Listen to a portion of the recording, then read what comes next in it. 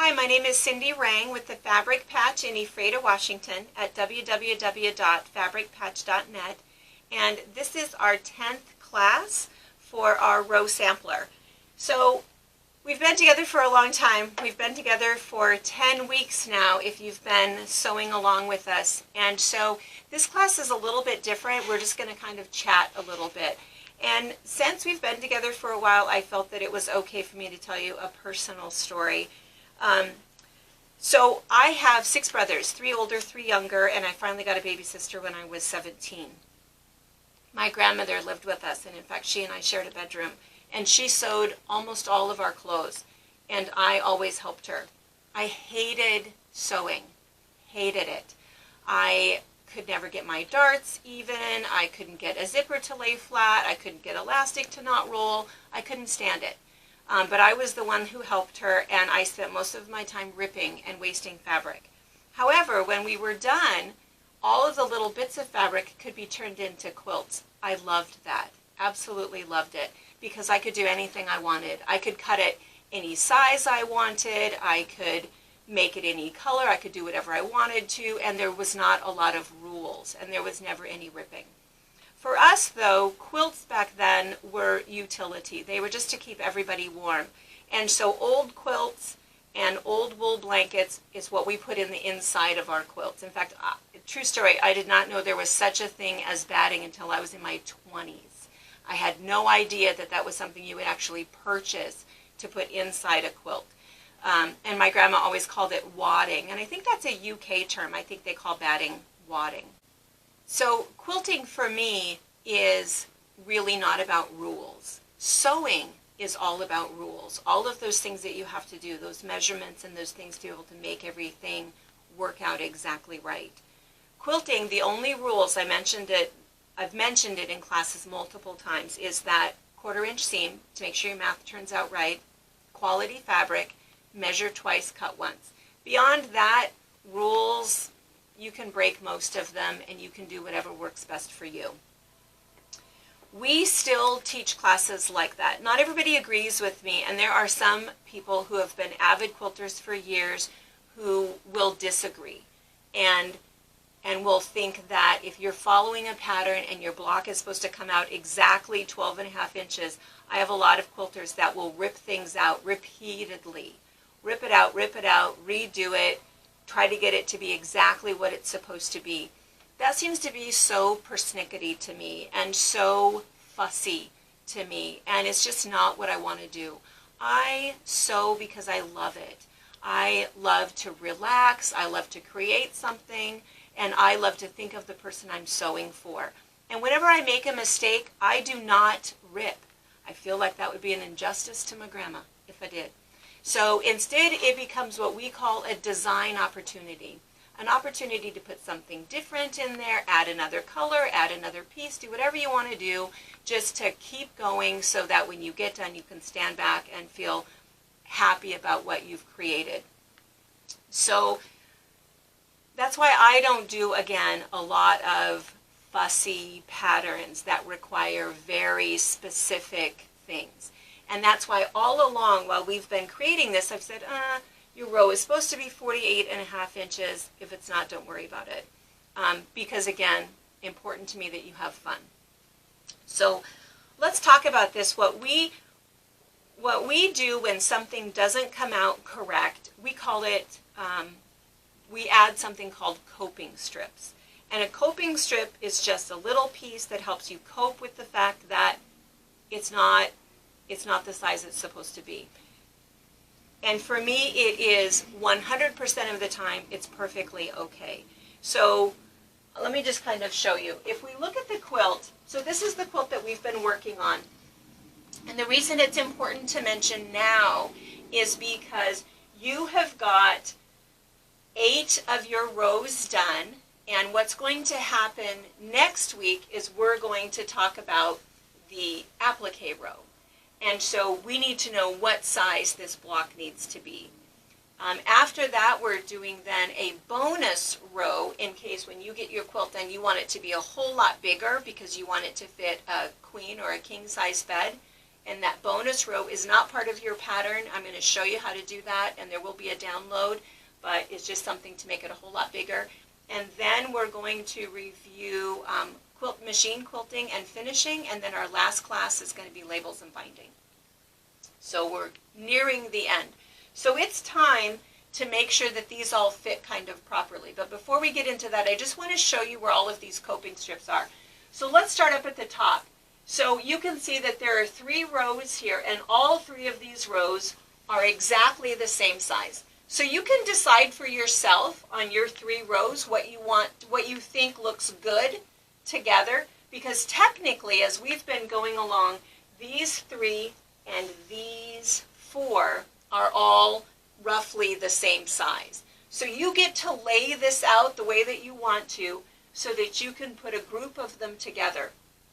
So as you start laying them out, you might find that one is too long, one is too short, and it's perfectly okay. When we first did this one, I said, leave that little bit of extra there and don't trim it yet. So we do want to make sure that you've got that 1/4 inch seam allowance at the end so that you don't lose your point. But if it's a little bit bigger to get it to the size that you want, then that's okay. This one, if you look at this one, there's only 1, 2, 3, 4, 5. There's only 6 of the blocks in this ribbon border. So there's a pinwheel block with, see the little coping strip? And see the little coping strip? And over here, pinwheel block. Little coping strip, little coping strip. Totally different size. It's just there to make this the same size as the row above it. If you look at the very top one, do you see on this far left side, might be your right side? See that? That's a coping strip. Look all the way down on the other side. There's another one. So you don't notice them because there's also another rule. There is one rule about coping strips, and that is that you can never divulge that that's what it is. No one will ever look at that and go, is that a mistake? No one would guess that. No one would think that that had anything to do with anything. It is just a design opportunity. It's just a reason to be able to add a little bit of background, a little bit of color, whatever you'd like to do. At the end of this video, I am going to add some extra pictures.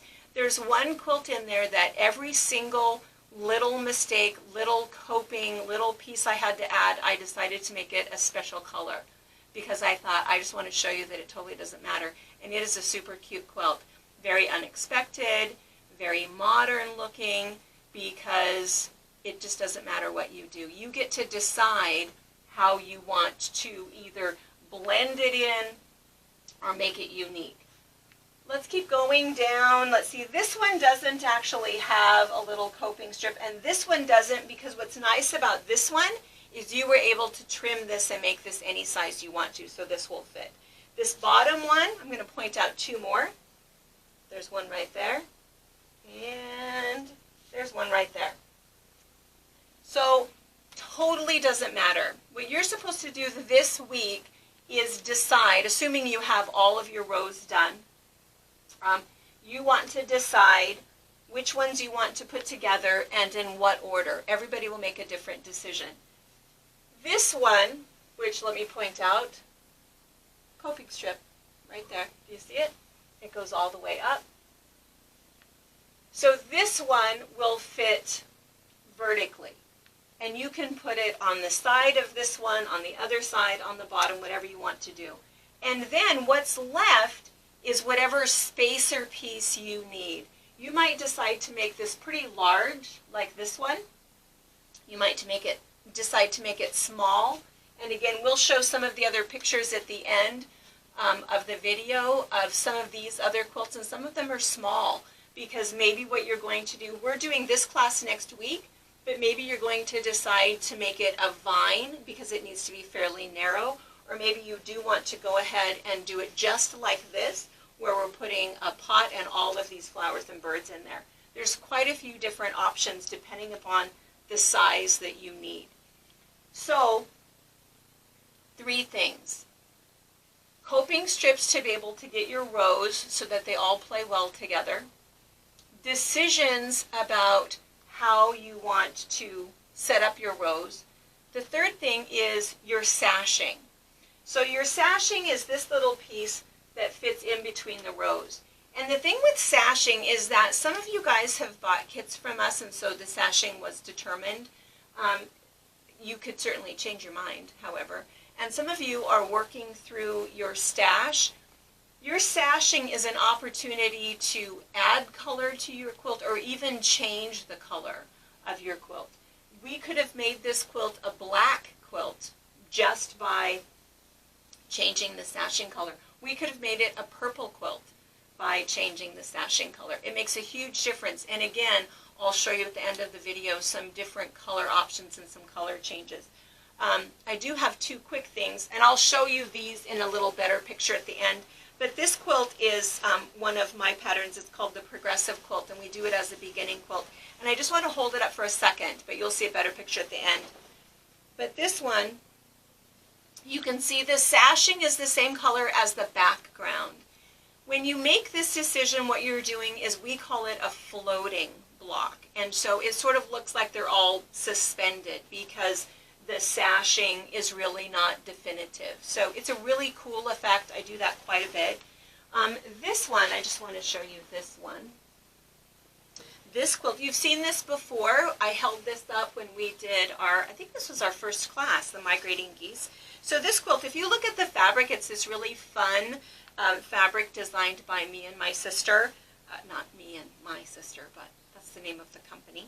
But anyway, you could pick anything you want for your sashing. We chose this lime green. But think of how different it would have been if we would have picked a pink or a purple. So your sashing is pretty critical. It's what's going to determine the color of your quilt. Because people will call this the lime green quilt, or people will call this the blue quilt. So again, make your decision about your sashing. If you feel comfortable starting to construct this and put this together, the things that I want to mention about this is that when you cut your sashing piece, you should cut them all, the same size. So once you've decided and you've got this row, maybe it's 48 inches wide, and this one is 48 inches wide and 48 inches wide, you've decided that these are the four that you want to put together. When you cut this strip, cut that exactly the same. Pin it at one end, pin it at the other, and I pin it a couple times in the middle so that nothing slips. You don't want anything to kind of turn just a little bit. And sometimes you'll see people that will put fabric on, they sew it, and then they cut it. What happens is things will grow. We talk about that in 2 classes from now when we start talking about border, about your finished border. We'll mention this again. But if you feel comfortable with this, just cut that the same strip and you can go ahead and sew those together. The reason you'll want to do that is because, you want to know what size your applique piece is going to be. So next week when we sit down together again, I'm going to say, what size did you come up with? And I'm going to show you multiple options. I'll show you what to do if your piece is large, if your piece is narrow, if you've decided that you want all of these just to kind of go together. We have a couple options where we put a migrating geese up here, and we also put a migrating geese here, and our applique border went all the way around. So you have a lot of different options. When we talk about applique, we're going to talk about both fusible and hand applique, and lots of different layouts. All right, I hope that all makes sense. We're just going to review. Add whatever you need to as a fun thing. No ripping. No ripping. Decide how you want your borders to be laid out. This is how we did it, but again, I'm going to show you other pictures and you'll see everybody does something different. Lay them all out. I know that at my house, when I lay things out on the floor, it is a Kitty Cat Olympics course. So there's something about quilt blocks on the floor that causes problems. But whatever you want to do, lay them all out. Decide how you like it. It's your creation. Make your decisions about your sashing. And then know what this size is going to be. You can certainly email me if you have questions. And in fact, the other thing I would love, love, love is if you guys could email me pictures of what you've got so far. And then what we'll do is we'll add those pictures. If you're able to add a picture to the comment in the YouTube section, then do that. Brianna was not sure if you could. But if you can't, email me, and with your permission, I'll add them. Sometimes it's nice just to have other inspiration and see what somebody else did. So last little thing is, remember, coping strips, you never divulge.